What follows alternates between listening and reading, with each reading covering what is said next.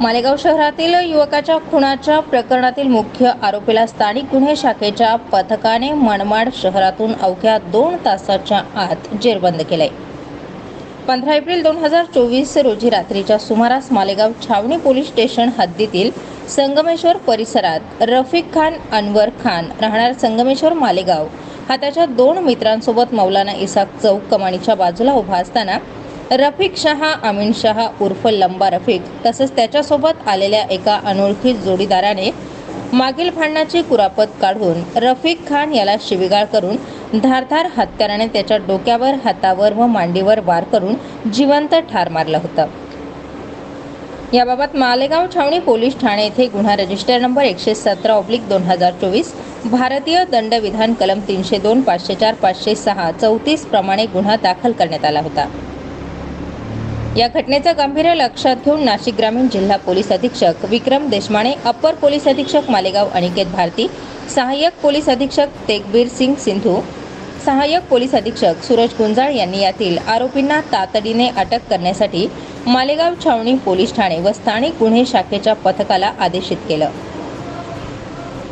स्थानिक गुन्हे शाखेच्या पथकाने गुन्ह्याचा समांतर तपासात गुप्त बातमीदारामार्फत मिळालेल्या माहितीनुसार आरोपी रफिक शहा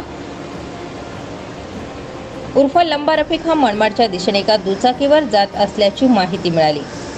स्थानिक गुन्हे शाखेच्या पथकातील अधिकारी व अंमलदार यांनी मनमाड शहरातील रेल्वे स्टेशन परिसरातून खुनाच्या गुन्ह्यातील आरोपी रफिक शहा अमीन शाह उर्फ लंबा रफिक राहणार संगमेश्वर मालेगाव याला ताब्यात घेतलं.